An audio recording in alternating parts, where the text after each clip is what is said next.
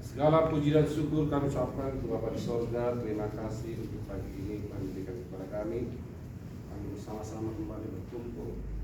Sebelum kami memulai aktivitas kami, terlebih dahulu Tuhan yang kami dahulukan di dalam kehidupan kami. Kami akan belajar bersama-sama tentang firman, supaya firman itu menjadi pegangan dan sumber dalam kehidupan kami. Tuhan Yesus Kristus, pakailah hamba, lidah bibir hamba murapi dan sorga, sehingga setiap kata yang dikeluarkan hanyalah untuk hormat dan kemuliaan nama Tuhan Yesus Kristus. Begitu juga waktu ini berikan kepada kami, konsentrasi kami, pikiran kami, bahkan hati kami tertuju kepada pembukaan firman. Ini doa kami dan mohon kami pada Tuhan Yesus Kristus, Allah yang hidup yang penuh kasih. Amin. Shalom. Shalom. Shalom. Shalom. Shalom. Shalom. Shalom itu saudaraku bahasa Ibrani. Bahkan kata itu sendiri pernah diucapkan oleh Tuhan Yesus Kristus ketika Allah mengambil manusia, yaitu Tuhan Yesus. Di mana kata itu diucapkan ketika ia bangkit dari orang mati, ketika mulai berbicara bincang-bincang tentang apa yang dilihat oleh Marta, bahwa Yesus telah bangkit. Ada sebagian mereka tidak percaya. Ruangan tertutup karena sangat tertutup, satu pun tidak boleh satupun mendengar tentang Yesus dibicarakan. Dengan di dalam ruang tanah itu sangat tertutup, tidak ada pintu, hanya satu pintu. Tiba-tiba Tuhan Yesus muncul dari balik tembok itu berkata, Shalom.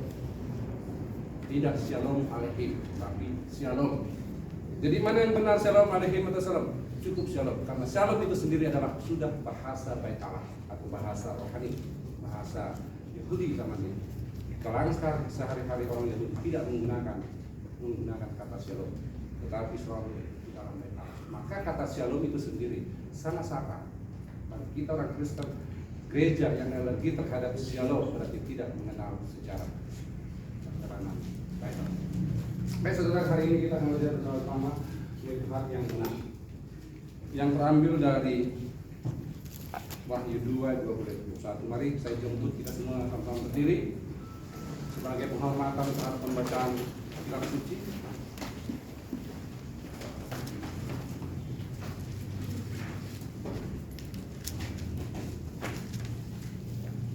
Hitungan pada yang ketiga. Wahyu 3 ayat 20 sampai 21. 1, 2, 3. Lihat, aku berdiri di muka pintu dan mengetok. Jikalau ada orang yang mendengar suaraku dan membukakan pintu, aku akan masuk mendapatkannya, dan aku akan makan bersama-sama dengan dia, dan ia bersama-sama dengan aku. Barang siapa menang, ia akan kududukan bersama-sama dengan aku di atas tahtaku, sebagaimana aku pun telah menang dan duduk bersama-sama dengan Bapakku di atas tahta-Nya. Amin. Bahkan dulu Bapak Ibu, puji Tuhan, mereka yang berbahagia adalah yang mendengarkan firman, menyimpan dalam hati, dan yang terutama melakukan. Amin. Saudaraku, hari ini kita dengan tema saya berikan perhatian, jemaat Laodikia. Jemaat Laodikia ini adalah salah satu jemaat dari 7 jemaat di masa perjanjian baru. Adalah jemaat yang suam-suam tubuh. Apa sih suam-suam tubuh itu? Orang banyak mengatakan suam-suam tubuh itu, ya kalau di situ lagi mood jalan, kalau nggak mood nggak jalan. Suam-suam tubuh adalah dunia jalan, rohani jalan. Itu arti suam-suam tubuh. Laodikia sendiri adalah terletak di Yunani, Turki zaman itu, sekitar 16 km dari Efesus. Jadi bertetangga dengan Efesus. Bahkan ini salah satu kota metropolitan zaman itu. Setelah itu Efesus. Nah, ketika dikatakan kota metropolitan, maka segala aspek ragam kehidupan ada di sana, seperti kota Jakarta. Ragam suku, ragam bahasa, etnis ada di sana. Maka segala karakter suku bergabung di sana. Sibuan saling membawa karakter budaya masing-masing, sehingga pembauran itu terjadi kontradiksi. Ada kadang dipandang pantas, ada kadang juga. Contoh dalam bahasa. Kalau orang Batak ngomong, "Mana kau?" Itu biasa saja. Ya kan? Tapi orang Jawa, "Kunci kemana?" Kalau orang Jawa dengar orang Batak ngomong, langsung sekop jantung. Ya kan? Tapi itu baik hatinya. Tapi orang Batak melihat orang Jawa ngomong, agak pundi katanya. Enggak makan ya tadi orang ini lemes sekali makannya bahasa. Nah, contohnya karakter seperti itu berbau sehingga adanya ragamnya karakter di sana terjadilah ragam juga secara dosa dan merupakan alegoris. Suang suluh itu adalah saudara alegoris bahasa Yunani. Alegoris itu bahasa Yunani. Artinya seperti kiasan, bisa dikatakan perumpamaan. Ya. Jadi ketika dikatakan suam kuku, ya, rohani ya rohani, rohana ya rohana. Nah, itu bahasa langsungnya. Tapi alegorisnya suam kuku. Ada di sini seperti itu? Halo? Sedang ada ya? Pasti ada. Baik.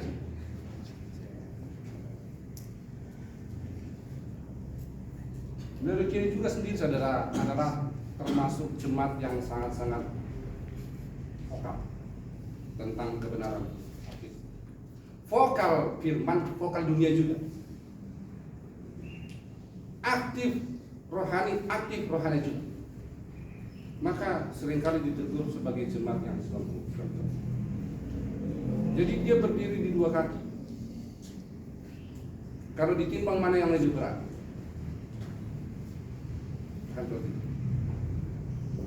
Adalah merupakan gambaran keluarga Tuhan yang dihadapi oleh umat. Latar belakangnya mengapa hal itu terjadi karena memang budaya yang bercampur baur ada di sana. Mungkin di dalam satu suku, dalam contohnya di Jawa sana tidak akan terjadi seperti tidak akan ada ya toleransi satu, toleransi dua. Nah, tapi kalau di Jakarta mungkin banyak sekali toleransi. Ya, kenapa? Karena ada regannya, saling menerima sekalipun dia ngomong membentak maksudnya baik. Ada juga yang lemah lembut bahasanya, seakan-akan kurang makan, belum makan, itu sama-sama diterima. Tetapi di balik budaya itu sendiri, contohnya di Jakarta banyak sekali yang disebut senolepan itu, kebo, kambing dan lain-lain. Itu hal yang biasa. Bahkan orang-orang yang mengontrakkan rumah itu dianggap biasa, legal. Nah, budaya seperti dari mana munculnya? Mungkin dari budaya barat dibawa ke dalam. Sehingga hal-hal yang seperti ini terkontaminasilah orang-orang yang sangat-sangat rohani tadi. Sehingga ketika sering, maka sesuatu hal yang biasa, maka janganlah rohani dan rohani. Saudaraku yang kekasih, maka ayat dikatakan apa? Lihat aku berdiri di muka pintu. Sebetulnya sudah tahu ini adalah orang Kristen, orang yang percaya. Tetapi mengapa harus kembali Yesus berdiri depan pintu mengetuk hati orang Kristen itu? Karena dia sungguh-sungguh. Aku berdiri di muka pintu dan mengetuk. Jikalau ada orang yang mendengar suaraku. Tentu ini juga adalah alegoris. Bukan berarti Tuhan Yesus datang ke rumah tetangganya ketuk. Tidak, itu adalah alegoris. Biasa. Setiap orang yang mendengar suaraku dan membukakannya, bukan hanya mendengar, tidak hanya menerima, tapi masuk dan membukakannya. Ketika dibukakan maka Tuhan Yesus masuk. Aku akan masuk mendapatkannya. Kenapa harus makan bersama? Ini kan pertanyaan. Mengapa harus makan bersama? Kok nggak ngobrol-ngobrol aja? Ya, selayaknya tamu datang ke rumah. Kok harus makan bersama? Makan itu adalah kehidupan, suatu kalori, kekuatan, bahkan suatu ramah tamah lebih dalam daripada hanya sebagai tamu biasa. Artinya kalau makan semeja saudaraku, yang makan, yang tuan rumah yang makan sudah sama derajat. bersama-sama di atas piring, sama-sama berhadapan. Inilah yang dikatakan oleh Yesus. Ini perkataan Tuhan Yesus atau Yohanes ya? Ini seringkali itu menjadi pertanyaan, karena seringkali tidak dibaca ayat sebelum. Dan aku akan makan bersama-sama dia, dan dia bersama-sama dengan aku. Jadi Tuhan Yesus membuat satu umpama bagaimana situasi saat itu. Bukan hanya Tuhan Yesus dilayani, lalu si penunggu rumah, siapa yang punya rumah di belakang melihat begini. Tapi Yesus mengharapkan duduk bersama, makan bersama. Ini tentu ada Gus. Artinya makan bersama. Apa yang aku tahu ceritakan kepadaku. Apa yang muncul, ku ceritakan kepadamu. Apa pergumulanmu ceritakan kepadaku, kata Tuhan. Maka aku akan membalaskannya. Jadi ada komunikasi ketika orang satu meja saudara itu sudah berhadapan. Tidak ada lagi batas. Hanya paling berapa meter, meja berapa meter sih? Iya kan? Apakah meja ini seperti meja prasmanan 100 meter? Saya kira tidak. Zaman itu mana?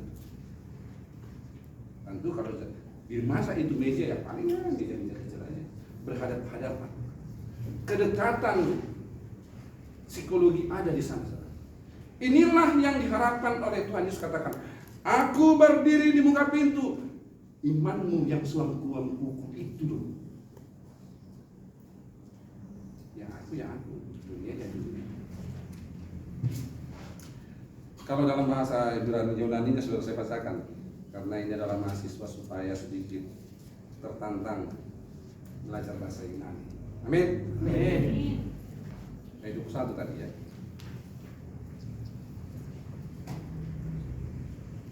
Ostis fina terlo sosei es auton KPT. Tis aukon mendengar tes fones.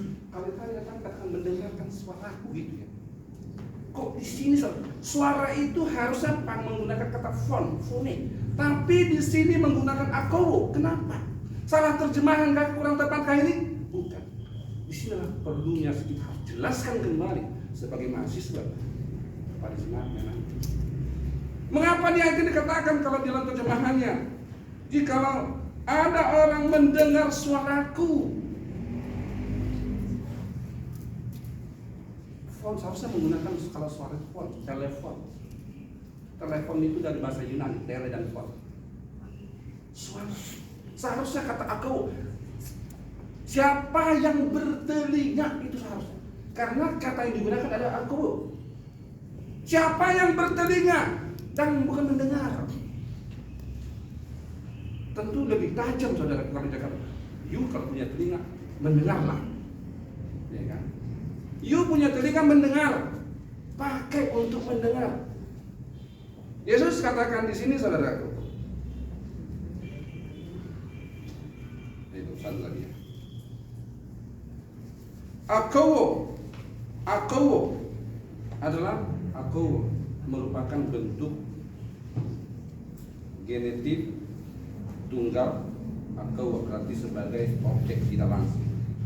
Jadi sebetulnya Yesus mengatakan pakai telinga, orang yang bertelinga tentu tidak membutuhkan. Artinya di sana saudara-saudara kita tentu tidak membutuhkan penjelasan, tapi kita paham dan mengerti apa itu telinga. Siapa yang tidak mengerti telinga? Siapa yang tidak tahu fungsi telinga? Siapa yang tidak tahu di mana tempatnya telinga? Karena yang mau dijelaskan secara rangkuman, kalau you punya telinga, dengar. Ini lebih jelas saudara bahasa Yunani-nya kan. Nah di sini kan baiknya sebagai seorang teologi itu belajar bahasa Yunani. Bukan mengatakan saya salah. Karena Alkitab, Bible kita ini diterjemahkan dari King James Version, tidak langsung dari bahasa Vulgata atau bahasa Yunani. Bahasa Yunani, Vulgata, bahasa Inggris, KJV, bahasa Inggris ke Indonesia. Yang tidak dari Indonesia langsung. Maka perlu membutuhkan sangat dibutuhkan penjelasan itu. Lanjut saudara. Katos kai ego epinikesa kai aktesa metatos ratos snoma auto. Oke, Kemudian saudara, ayat 21. Barang siapa menang. Ayat 21. Barang siapa. Ostis nikah. Setiap orang. Gini. Dia bentuknya jamak saudara, tapi dituliskan bentuk tunggal. Pengertiannya, setiap orang, karena setiap itu udah jamak. Begini. Jadi bilang ada orang mendengar, enggak, berarti person. Tetapi setiap kepada orang yang punya telinga tadi. Setiap yang punya telinga itu. Kalau saudara nggak punya telinga, apa usah dengar. Tetapi katakan di sana saudaraku, bagi yang telinga tadi. Ya. Tiap orang, barang siapa, tiap-tiap orang barang siapa, tiap-tiap orang yang menang itu artinya. Kok bagi siapa itu bahasa apa ini? Barang kan gitu. Apa namanya? Properti. Dari mana kita tahu itu? Dari teksnya, dari bahasanya. Ini mahasiswa. Kalau seorang teologi nggak bisa bahasa Yunani, Ibrani, saya katakan ke laut aja. Kenapa? Banyak yang mampu lebih hebat berkhotbah tanpa sekolah teologi. Pernah saudara lihat itu? Hah? Papaku dia ada sekolah teologi, bisa bangun gereja. Merek gereja Sinode. Nah, saat ini Anda disekolahkan harus lebih daripada itu. Masih banyak orang-orang Biblik yang mengatakan masih ada 40% belum diungkap di dalam Bible ini. Karena Bible kita itu terjemahannya diterjemahkan dari King James Version. Masih banyak. Jadi jangan malu-malu ketika Anda PPR diundang berdoa di satu gereja. Saudara mana? Tidak lebih bagus daripada yang tidak teologi. Apa yang akan terjadi? Di mana dia sekolah ini? Siapa dosen? Pak Berniki, pantas. Ya kan? Jatuh-jatuhnya ke dosen juga jadinya. Setiap orang yang menang akan kududukan. Enak kali kalau didudukan memiliki kursi yang seporsi dengan Tuhan. Siapa dirimu? Akan kududukan. Hebat kali ya Tuhan kita ini. Kita diposisikan, bahkan dikatakan kau adalah sahabat. Tidak dikatakan aku adalah Tuhan. Memang Yesus pernah katakan, setiap orang yang menang, ia menjadi anakku, berarti dia Bapa. Dan aku adalah Allahnya, Adon. Dalam 21, Wahyu 21. Jadi adakah Yesus mengatakan dia ada Allah? Yahweh, Ipa? Ada. Tapi dalam terjemahan Anda lihat dalam Bible Alkitab itu tidak ada. Orang mengatakan mana ada pernah Yesus menyinggung kata YHWH dalam PB? Ya betul, karena Anda nggak tahu. Orang yang belajar teologi aja belum tentu tahu itu. Apalagi Anda yang hanya ingin provokasi saja. Didudukkan saudara. Saudara akan didudukkan. Ketika saudara didudukkan, berarti ada posisi di surga nanti. Posisi apa saudara? Maka akan diberikan sesuai amal dan kebaikanmu. Sebagai apa kau di dunia ini? Suka kasih makan orang? Jadi menteri ekonomi. Kan begitu kan? Kalau surga itu persis kayak seperti dunia ini. Saudara surga menginjil kemana-mana, berarti engkau adalah saudara Christ. Pasukannya yaitu mereka, anak buahnya mereka akan didudukkan sesuai porsimu. Tapi kalau sebagai seorang provokator, ya kan di pinggir-pinggirnya itulah. Kan di pinggir-pinggirnya itu. Yang penting masuk surga. Kalau surga itu bentuknya seperti dunia. Namun apakah seperti itu? Saya tidak bisa katakan. Karena Tuhan Yesus katakan tidak satu orang pun yang sudah pernah ke surga. Karena orang yang sudah masuk surga tidak mungkin turun kecuali Yesus. Lalu di mana dong Pak kita orang yang meninggal itu? Firdaus.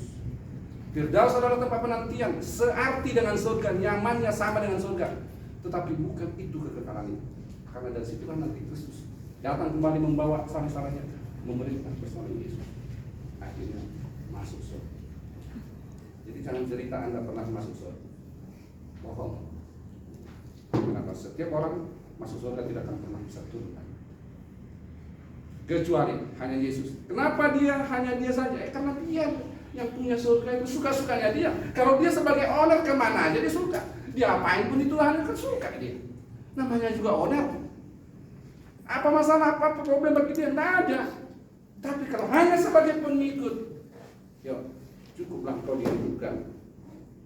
Ini posisimu sesuai amal perbuatan. Ketika bincang-bincang dengan seorang sponsor, oke, maka Anda nyeletuk mereka begini. Pak, surga itu bagaimana sih bentuknya? Ya kawan menjawab, saya belum pernah ke surga. Nah, kita tanya sama-sama. Nah, kira-kira bagaimana apa ini? Jadi apa kita lakukan? Akhirnya panjang cerita. Lalu dia katakan, kalau surga itu benar-benar bentuk rumah di sana, amal kebaikanmu sudah sanggupkah membangun rumah di surga?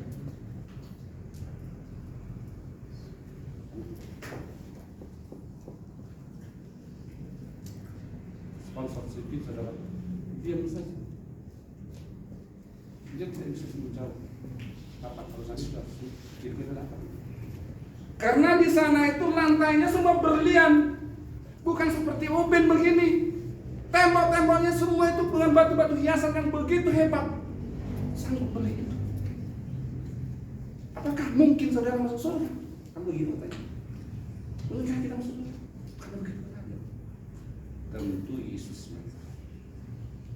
Maka dispensasi tetap berjalan. Karena lebih daripada itu sesungguhnya dia diberikan itu keselamatan itu sendiri. Inilah yang diharapkan oleh Tuhan. Suami-suami hukum itu. Barang siapa setiap yang menang akan kududukkan bersama-sama dengan hebat anak langsung dengan Tuhan. Owner itu sendiri. Itulah hebatnya orang Kristen.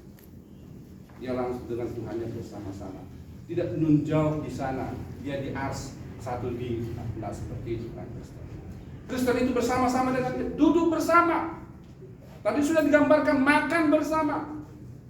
Nah, dan di ayat 22 ini, 21 katakan kedudukan bersama-sama dengan aku di atas apa? Coba baca ya.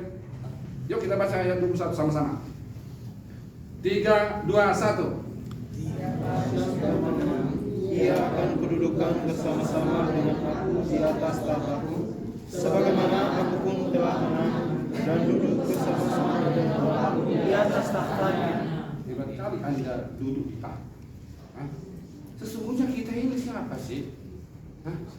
Apa hebatnya kita ini sesungguhnya di mata Tuhan? Sehingga bukan hanya didudukan kepada posisinya, tetapi di tahtaku.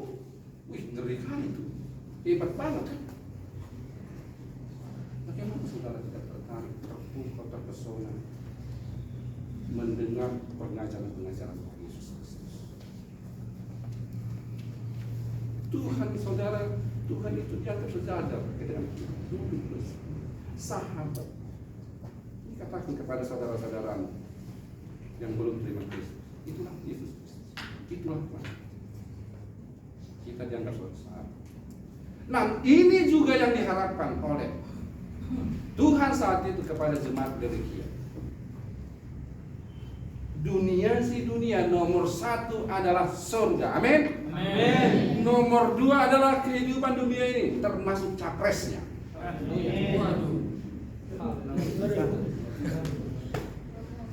Sorry, saya bukan berpolitik. Nomor 1 surga, amin. Nomor 2 perlu kehidupan, termasuk capres.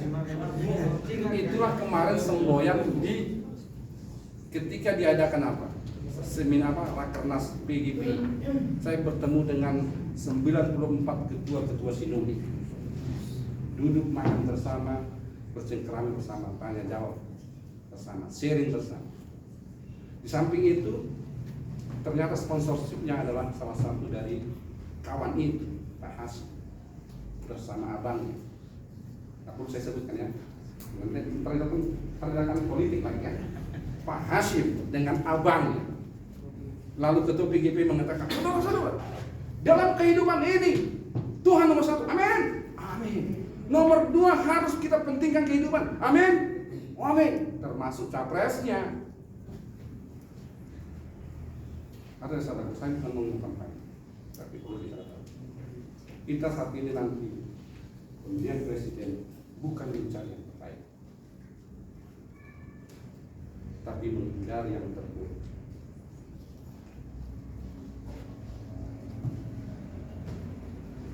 Bukan yang terbaik, tapi menghindari. Walaupun saat itu nanti saudara, hati nurani kita masing-masing yang mana? Bisa aja nomor satu Tuhan, nomor dua adalah kehidupan Tuhan satu. Bisa aja gitu nomor tiga kan? Bisa aja, siapa yang tahu? Saudara dengan Tuhan. Lanjut saudara. Selanjutnya dikatakan saudara, aku pun menang, aku pun telah menang dan duduk bersama-sama dengan Bapakku atas tahtanya. Ayat 22 dikatakan siapa? Di sini baru jelas saudara, siapa bertelinga. Baru dikatakan di sini. Orang yang bertelinga, orang yang bertelinga hendaklah ia mendengarkan apa yang dikatakan Roh kepada jemaat. Saudaraku yang kekasih dalam nama Tuhan Kristus, seperti hari ini tema kita adalah menang. Bagaimana kita mencapai untuk mendapatkan menang tadi? Seperti himbauan kepada jemaat lebih. Yang pertama saya bisa lebih fokus menghidupi kehidupan rohani. Untuk menjadikan menang, seperti pesan sebagai pesan kepada jemaat Laodikia, yang pertama harus lebih fokus menghidupi hidup rohani. Rohani, jalan rohani, rohana juga boleh, tetapi jangan seimbang. Kalau boleh rohani di atas, Anda dapat untung, dapat banyak duit, berbagi. Anda pintar, ajari teman-temanmu, tapi jangan ajak kopas. Amin. Amin. Boleh pintar, boleh cerdas, boleh kaya, Tuhan nggak larang itu saudara. Boleh orang Kristen kaya, boleh kaya raya, boleh. Tapi ingat saudara, ketika kau diberikan sesuatu kecerdasan, ada masuk Tuhan kepadamu. Kalau ada temanmu bertanya, ajari dia. Maka saya katakan ketika mengajarkan bahasa Ibrani banyak, begitu rumit, harus bisa membaca dan menulis menggunakan huruf-huruf Indonesia. Kata-kata bahasa Ibrani harus dituliskan menggunakan bahasa Indonesia. Kata-kata bahasa Indonesia harus dituliskan dengan huruf-huruf Ibrani. Betul? Betul. Syarat lulus dan mengikuti Ibrani sama. Saudara nggak sanggup itu, nggak ada nilai. Itu tugas. Kalau harian nilainya boleh A, boleh 80, 84, boleh. Tapi harus bisa dipertanggungjawabkan. Itu yang pertama saudara. Jadi himbauan kepada jemaat Laodikia saya lihat saudaraku, apa dikatakan jangan konsum kuku, semestinya lebih fokus menghargai menghidupi hidup rohani. Lihat aku berdiri di muka pintu dan mengetuk. Ketika Tuhan Yesus mengetuk dan artinya di sini, bukan saudara tidak mengenal Tuhan, bukan saudara tidak mengenal kasih Kristus. Saudara sudah mengenal kasih lebih lagi. Saudara sudah mengenal Kristus lebih dalam lagi. Saudara sudah mengerti firman lebih lagi. Karena Tuhan sendiri mengetuk hatimu untuk kau bukakan supaya Tuhan Yesus masuk dan menjadi tahta dalam. Amin. Amin. Yang kedua saudara, bagaimana hati yang menang sesuai dengan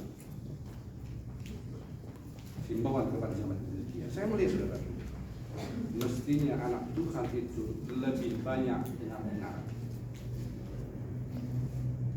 Karena di kota metropolitan saudara, contohnya itu adalah orang-orang cerdas, orang-orang yang ngaku-ngaku cerdas banyak di sana. Tetapi orang yang dengar-dengaran itu identik dengan rendah hati. Ini masalahnya. Ketika saudara mau dengar-dengaran, apalagi yang di bawah saudara, Anda terlihat memang seorang yang rendah hati. Tapi kalau Anda tidak memilih, emang siapa lu? Level lu di mana? Emang siapa lu? Kan begitu. Tapi ketika dia mau bersengkrama dengan saudara, inilah yang diharapkan Tuhan saat itu kepada jemaat. Suka dengar. Lebih senang. Aku akan masuk mendapatkannya dan aku akan makan bersama-sama dengan dia. Saya merasakan dengar-dengaran seperti itu. Saya sedikit saksi. Dalam 2 minggu ini kalau sekali dalam jemaat, aku datang polisi ke rumah. Mengapa saya? Mana sih? Jadi dia saya apa lagi dia? Di apa ini? Datang ke rumah di muka keluar semua. Di apa lagi? Selidiki ya. Ada apa-apa nih Pak? Datang ke rumah nggak sopan. Tahu kan siapa ini? Saya pendeta loh Pak. Bapak anggap saya sebagai penyamun di sini. Keluar. Bentak sini. Itu tak polisi. Kurang ajar kalian. Aku ini seorang dosen dan seorang pendeta, gembala saya. Kalian perlakukan begini. Apa masalahnya? Tunggu saya datang. Untungnya saya saat itu kira-kira 10-15 menit datang baru mereka datang juga. Mereka lebih dulu 10 menit. Sudah dikelapain semua. Kalian memang nggak adil. Jelek kalian. Saya ini pendeta Pak. Saya ketua. Juga saya dosen. Saya punya etika. Tapi dengan cara seperti Anda geledah tempat saya, seakan-akan saya penyamun. Ada apa masalahnya? Boleh Bapak cerita? Ternyata ada jemaat anakku, istrinya 20 tahun, suaminya sumur 42 tahun, 20 tahun, anaknya 7 tahun. Masih kalau keluar nanti dia anaknya sudah umur 27 tahun. Putri lah. Aduh, dalam doa saya menangis sudah. Begini Pak. Yang boleh lompat, tapi jangan. Memang dia namanya pendeta. Banyak nomornya Bapak ada di handphonenya. Jangan itu Pak, orang luar negeri banyak nomor handphonenya di sini Pak. Apa saya kenal dia? Belum tentu Pak. Tapi komunikasi Bapak begitu banyak dengan itu jemaat saya Pak, namanya juga jemaat dengan pendeta, itu komunikasi biasa. Jadi hubungannya kedengar-dengaran saudara.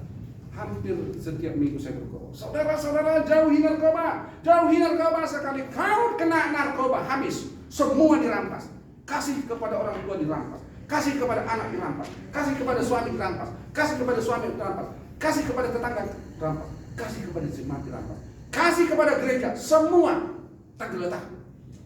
Tinggal mendekam lagi sekarang di sana di 3x3, tidak bisa berdekat apa lagi. Tidak bisa lagi ketemu dengan anaknya. Artinya sudah dirampas kasih sayang kepada anak. Dia tidak bertemu dengan suami atau istrinya. Dirampas kasih sayang kepada istri dan suami.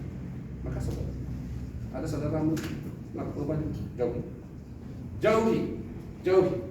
Katakan, jangan coba-coba. Ceritakan pengalaman ini. Jauhi narkoba. Oh ya, semua jauhi narkoba.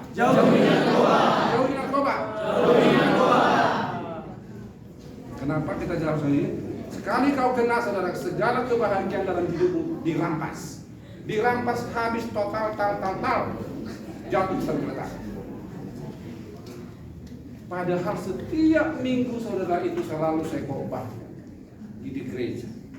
Tetapi ternyata ada juga yang kena. Ini yang namanya saudara, suam mendengar, tapi tidak melakukan.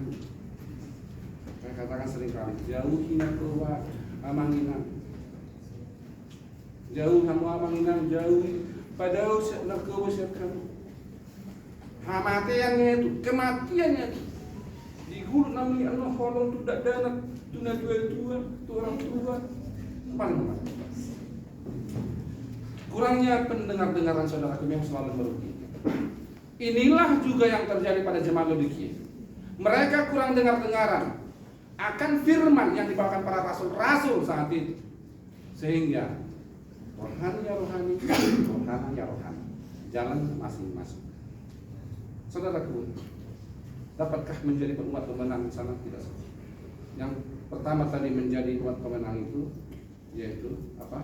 Hati yang menang itu adalah lebih fokus lebih rohana boleh, tapi jangan rohana itu lebih tinggi apapun saja. Kau punya duit, punya harta, punya kan berbagi. Kau punya kecerdasan ajar. Kau punya kasih sayang, tolong orang lain, bukan cintai maksudnya. Ya, beda ya, cinta dengan kasih sayang beda ya. Beda. Baik saudara, demikianlah firman Tuhan hari ini. Kiranya firman ini tertanam baik seperti di tanah yang subur, dapat berkah dalam kehidupan kita. Sekali lagi, jauhi narkoba. Mari kita berdoa. Bapa di surga, terima kasih firman Tuhan ditaburkan firman tertanam seperti di tanah yang subur, dapat kami bawa dalam kehidupan kami. Terpujilah Engkau Tuhan kami Yesus Kristus. Berkati hamba-Mu, berkati kami semua, dan waktu ini yang telah kami gunakan, kami percaya Tuhan telah menyertai kami dalam ibadah dan pemberitaan firman. Ini doa kami dalam nama Tuhan Yesus Kristus. Amin.